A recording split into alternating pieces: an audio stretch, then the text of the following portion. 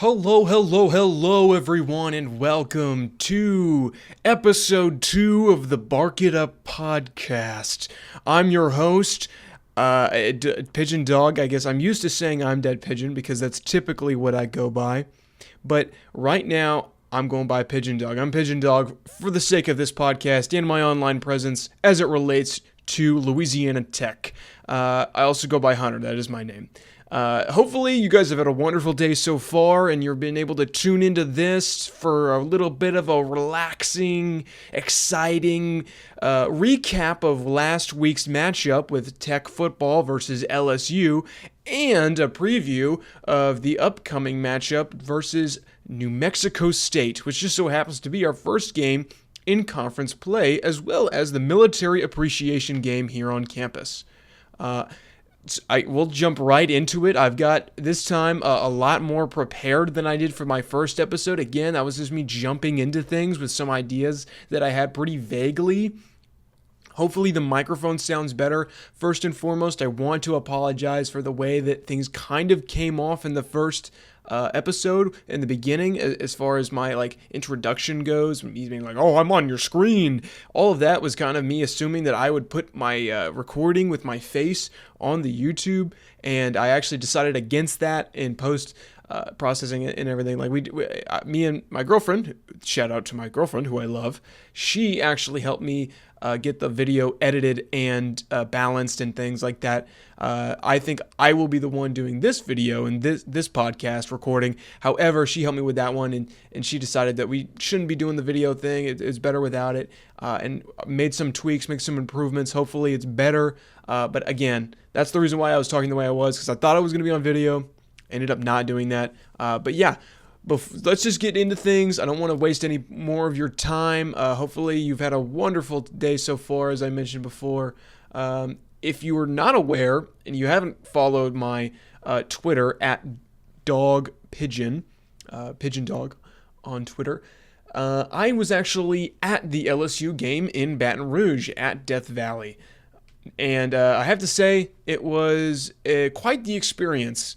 It was my first time actually being at Death Valley. I had never gone there for any kind of a football game, event, or anything at all. I've been to Baton Rouge a couple times because that is where I have some friends that go to the university, and so I go down there for a couple things, but I've never been to a football game.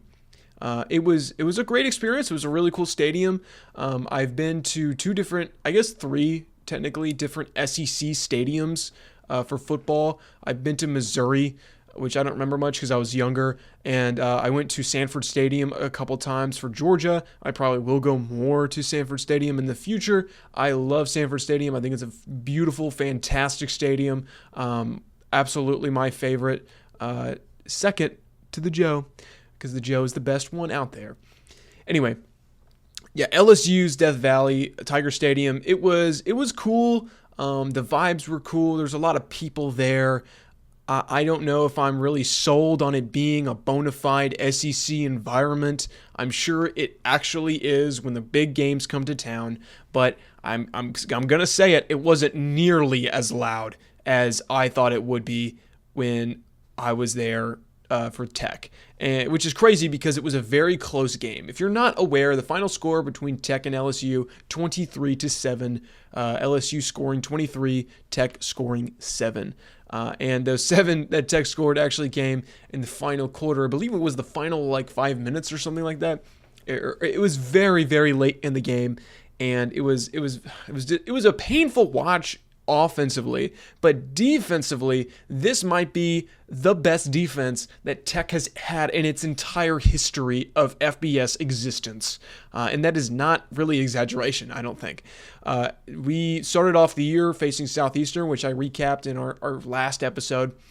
The first one, the debut, talked about our matchup versus Southeastern, the FCS program from Southern Louisiana, and they actually ended up holding Tech to only 14 points offensively, and then we had a scoop and score that ended up having 3 touchdowns, and then we had a field goal that was scored last minute before the second quarter for that first game of the year. Moving into this game, we were very uncertain about our kind of defense, or not defense, but the kind of offense that we would be able to maintain, because we showed a really awful results on the field playing an FCS opponent.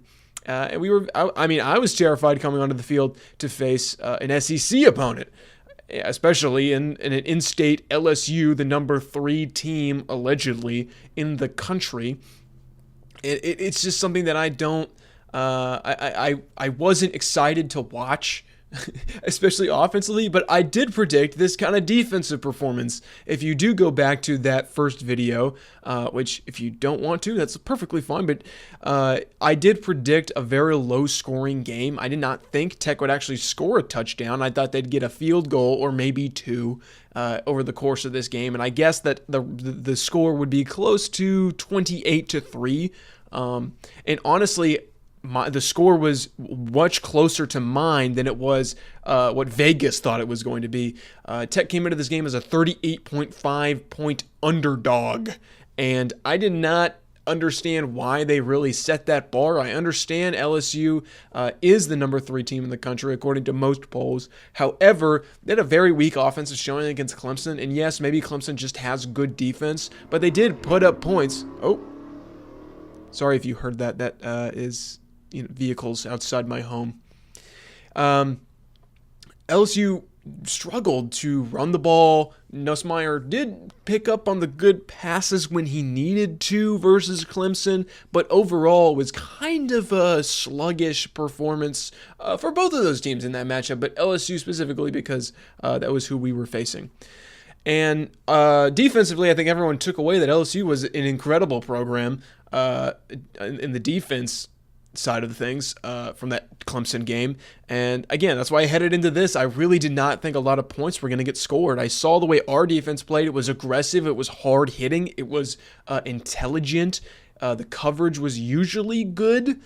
That was one thing I was a little bit concerned about, especially because in that second half, they gave up a lot of yards through the air, 10, 20-yard passes just randomly blown on third downs versus Southeastern in that first game. And I was a little worried that the same kind of deal would happen very early on with LSU, with Garrett Nussmeier being an esteemed pocket passer with these incredible receivers, these 5 stars in the backfield, and on the outside, lining up as wideouts. And I really was scared in that part of things. But man, did our defense blanket that field.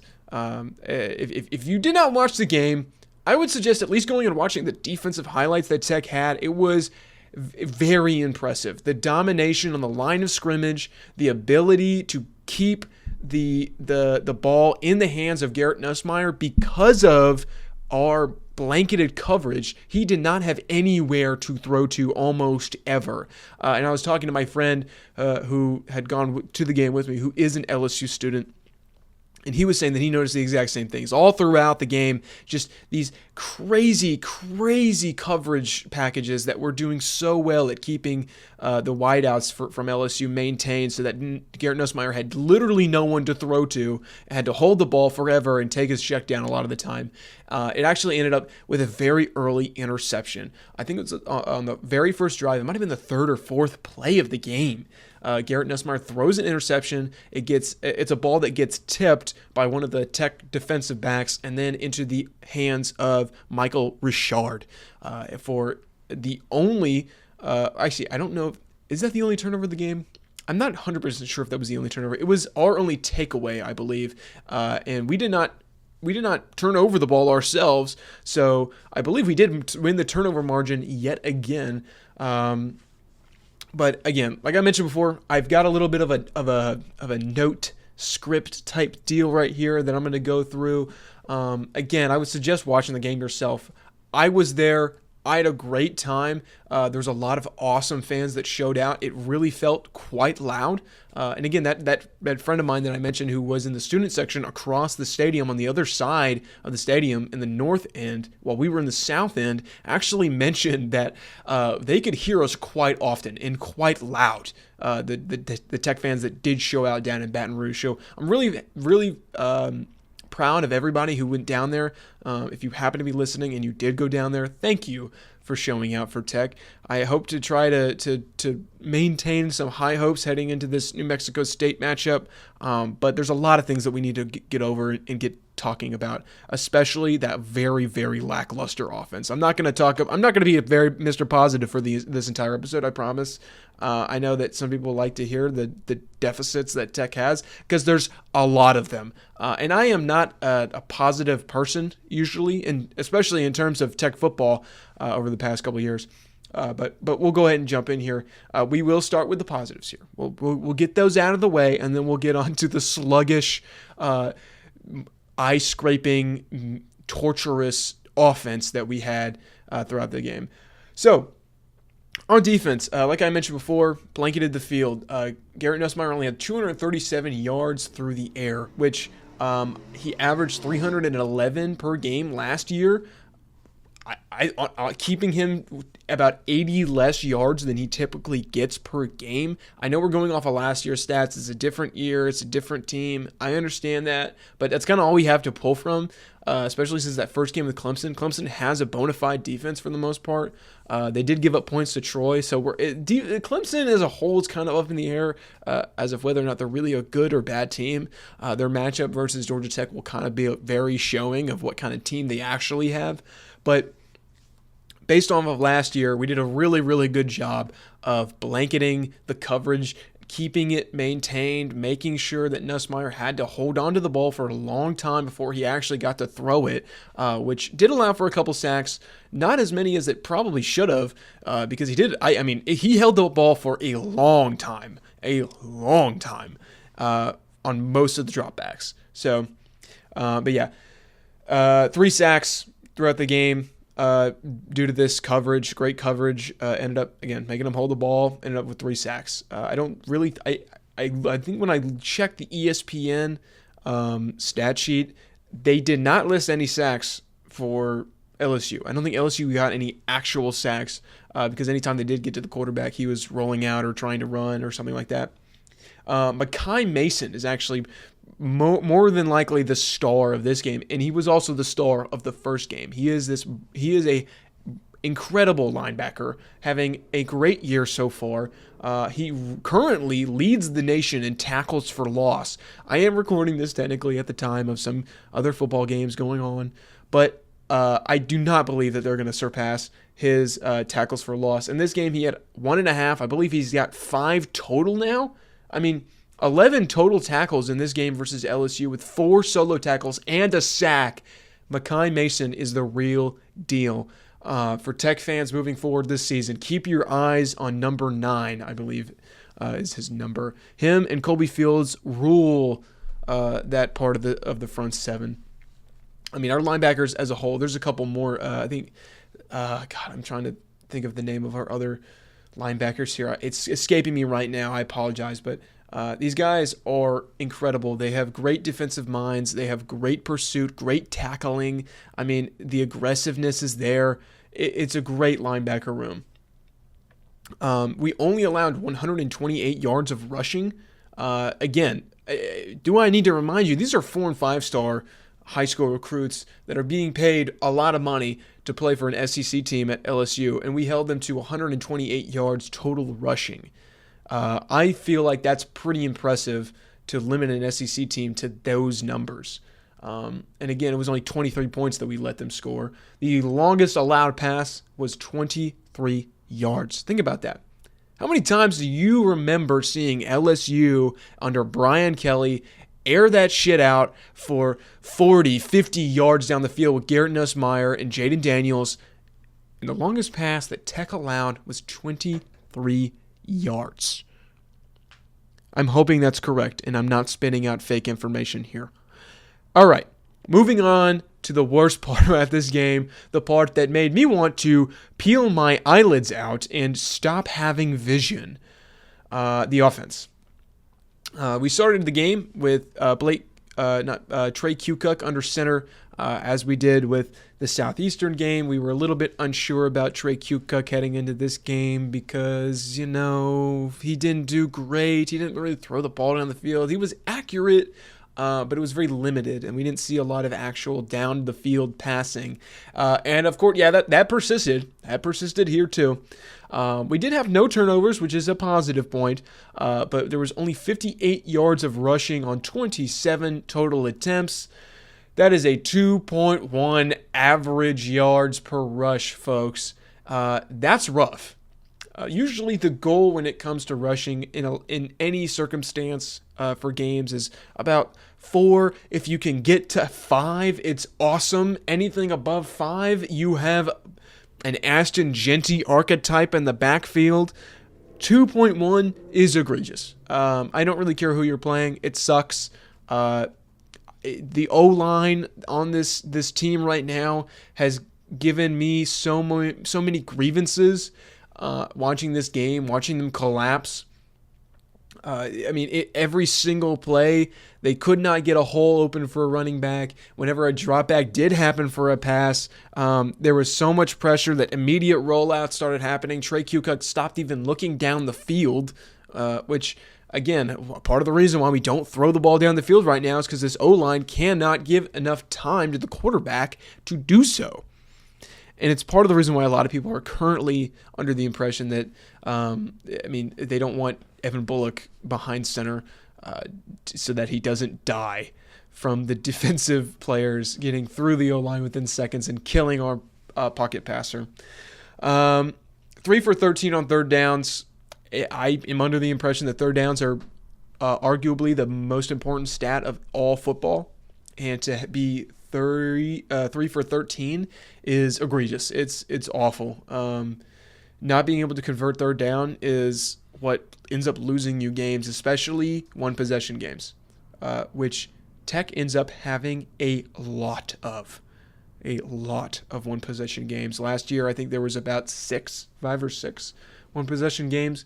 And of course, the excuse is always like, oh, we were one play away, one drive away, 1 point away. Doesn't matter. If you lose, you lose. 3 for 13, it's not going to cut it on third down, especially moving into conference play here. So really hoping they can clean that up. Hopefully this weekend for starters.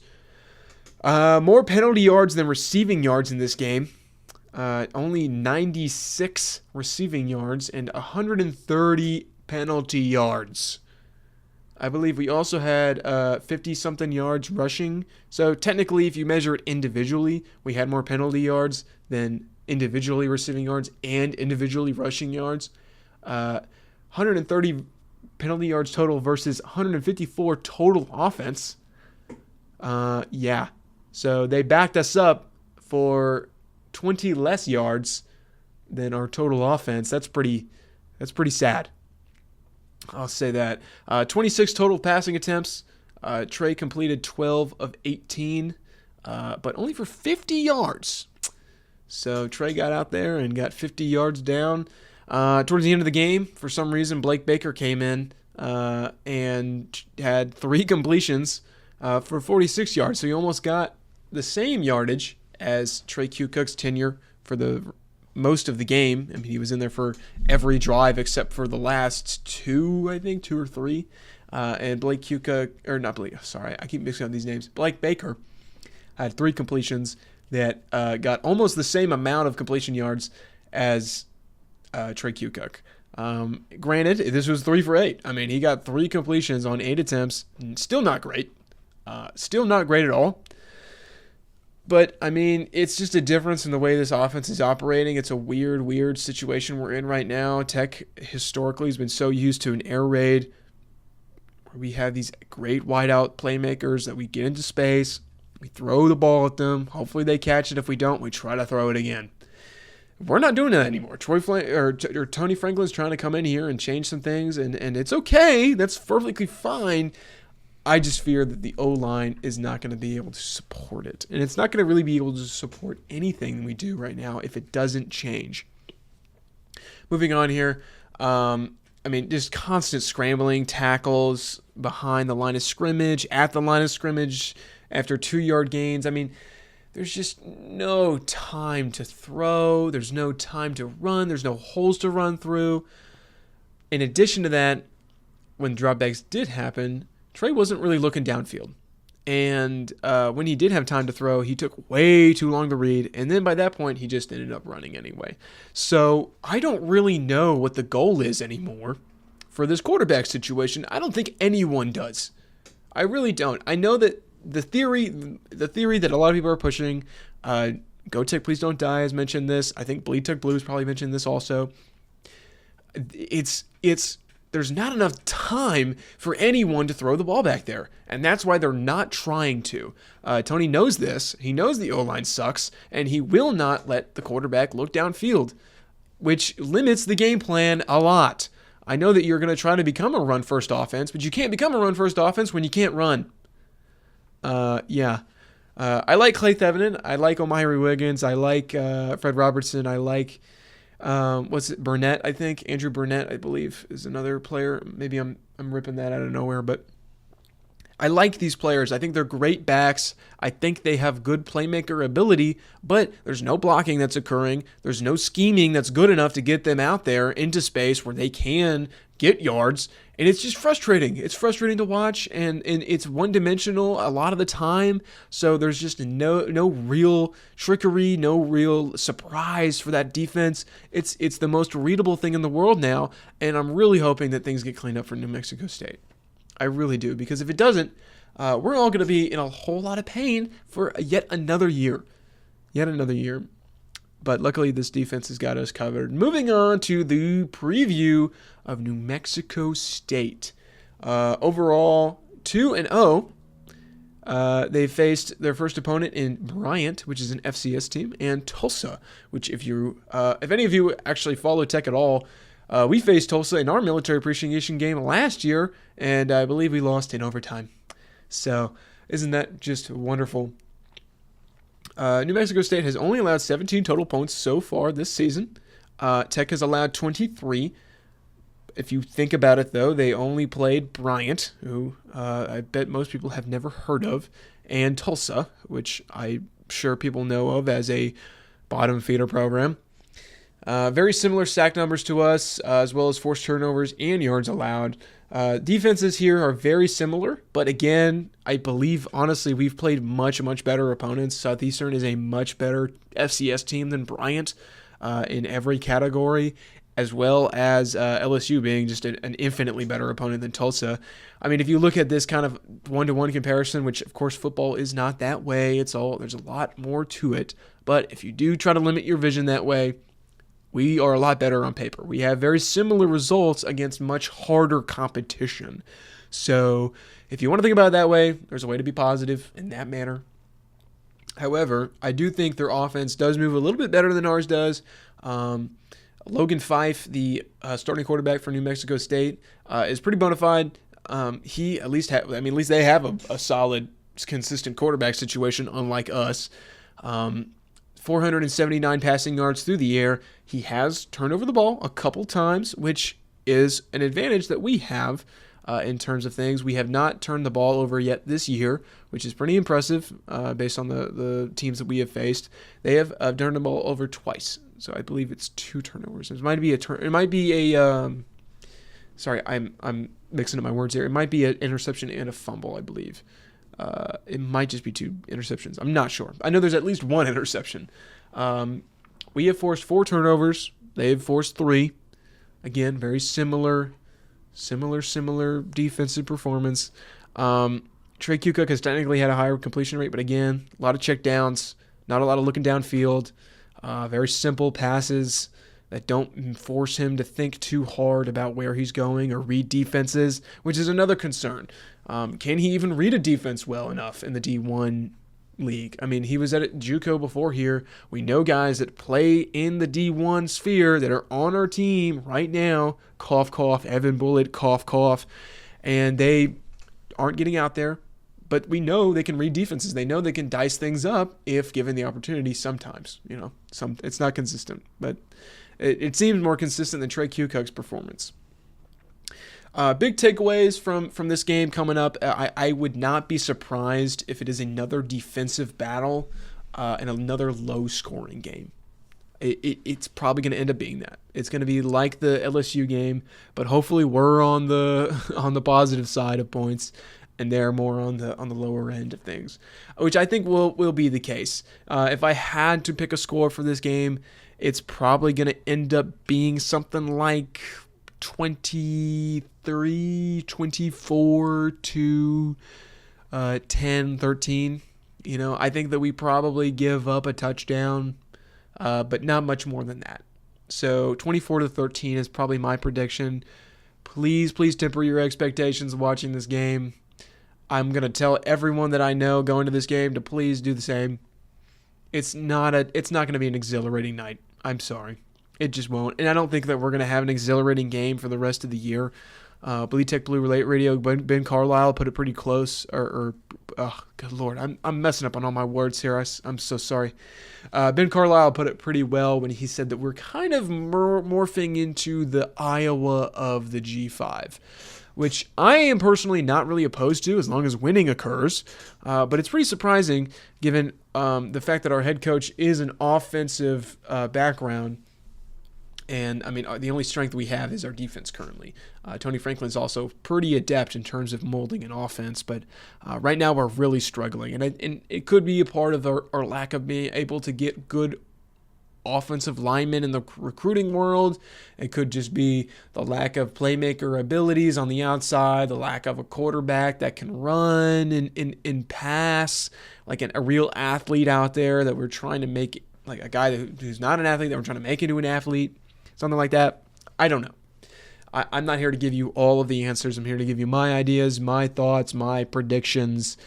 But yeah, that's my prediction for this weekend, a 24-13 win over New Mexico State. And yeah, I mean, that's about it. I know Tech has really struggled in this early part of the year offensively, and this has got to be our opportunity to turn things around. It really has to be, because if it's not, when is it going to be our time? And if there isn't a time, I hope Sonny knows that his paperwork is going to be prepared for him, because there's no way he's sticking around another year with lackluster performance with an entirely new staff. I hope that Luke Olson can stay. He's come in to a new system, implemented his own thoughts, his own things, and he's done fantastic. I mean, he's retained talent. He's morphed it into even better talent, almost, it seems like. And it looks fantastic. We look awesome on defense, and it's really depressing that every time we get to watch the defense make plays, make tackles, make interceptions, make forced fumbles, make scores, and then the offense gets out there, they move 7 yards and punt. I mean, and our punter, don't get me started on our punter. Our punter is the definition of inconsistency, but with a caveat there, he's pretty good when he's good. That's the thing. It's weird. He's had very, very good moments where these wonderful kicks are going right into the backspin that hits and then lands on the 3 and the 5 and the special teams gets out there and catches it at the right time, goes out of the back. I mean, we've had some fantastic, beautiful kicks, beautiful special teams plays. Returns are great. Dedrick Latulis, I love you. But sometimes the kicks go booming left and booming right, and they go out of the bounds and 20 yards, 15 yards. I mean, it's very weird. We need to lock that up, because that's kind of been something that Tech's always been good at. Position battles.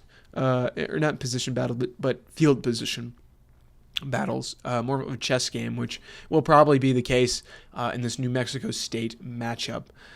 Please, if you can, attend the game. The administration is obviously trying to get more and more people involved. We got free food. There's free lot of crap. So just show up, man. Just go to the games. Go to the games. If you're in Ruston, go to the games. Don't watch it at home. Go and stay. Don't leave at halftime, especially if it's close. Stay. Watch the game. I will be there this weekend at the Joe. Hopefully, I will see plenty of you guys there as well. I know a lot of the listeners here are most likely online and not in Louisiana, which, okay, whatever. But at least try to catch the game, watch that defense, get excited for those elements of the team. As a real quick preview of some other parts of Tech news, baseball has established some dates for fall games. Let me see if I can pull that up. I should have probably pulled it up already. So Diamond Dogs, 2 fall games. I believe they're both in October, if I'm correct. Let's see here.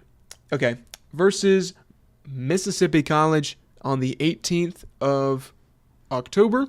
Yep, so one's in October, one is in November. So the 18th of October, we will play Mississippi College at J.C. Love Field at Pat Patterson Park.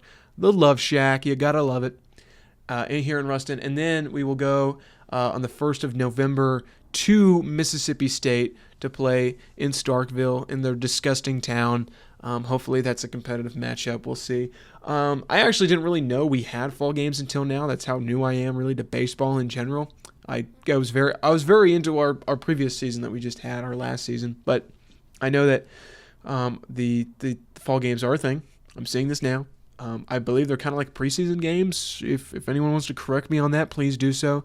I don't really understand them fully. I don't think they count towards our record at all. But they're kind of like almost like what's the word? Expedition? No, it's. I'm gonna give up on trying to find that word there. But yeah, it seems like almost like preseason games that don't matter too much. But we'll get to see the team. Hopefully, we'll get to see some of our stars out there, like Sebastian Mexico. I know that we had another Trey, I believe.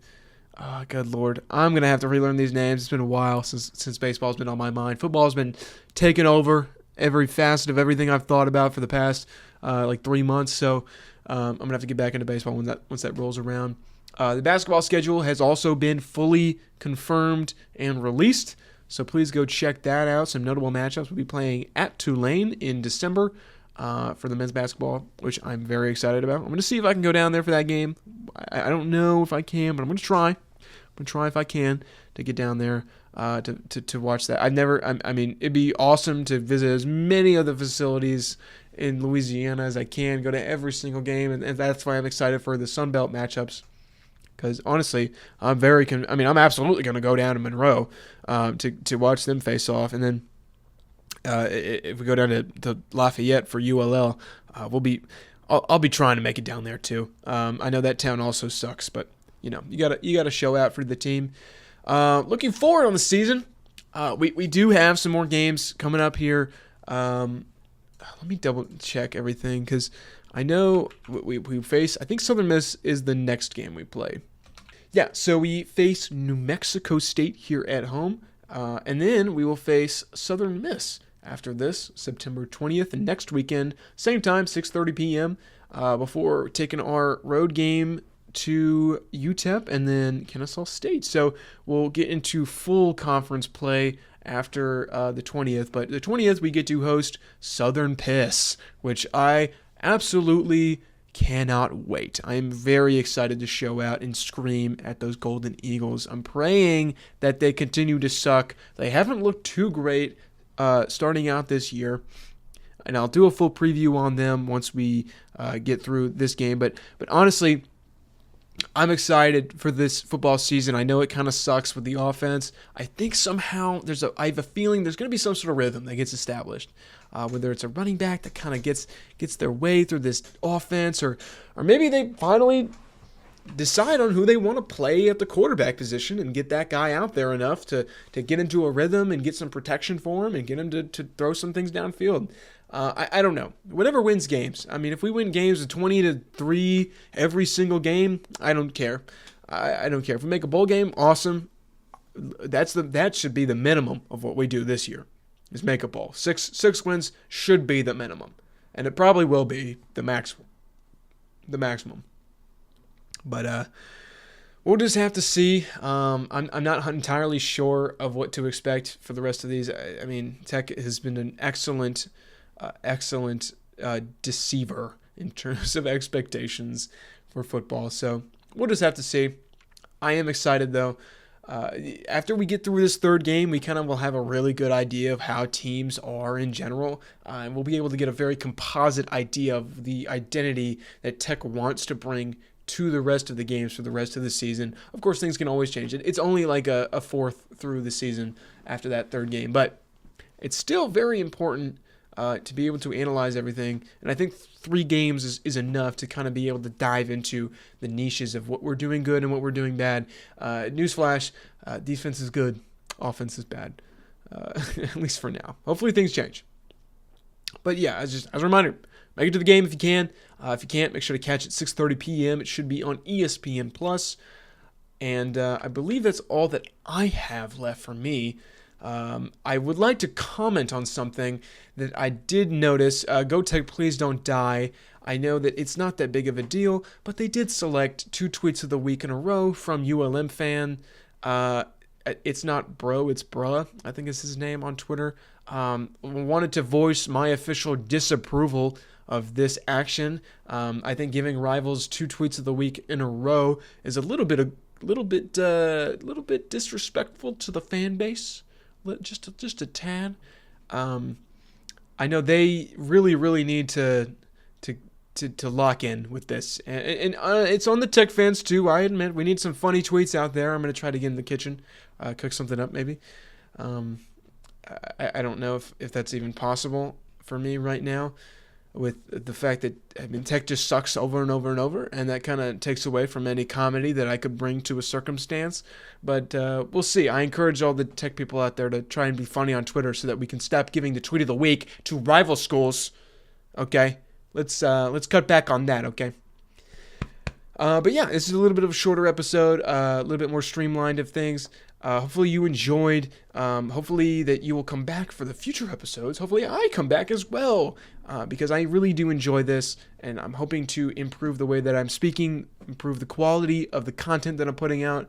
Please provide any feedback that you have for me. I will absolutely take it and try to give you back any thoughts of mine that I have as well. But I appreciate everyone sticking around for this. Thank you for watching, and I hope you have a good rest of your day and the good rest of your week. Have a good one.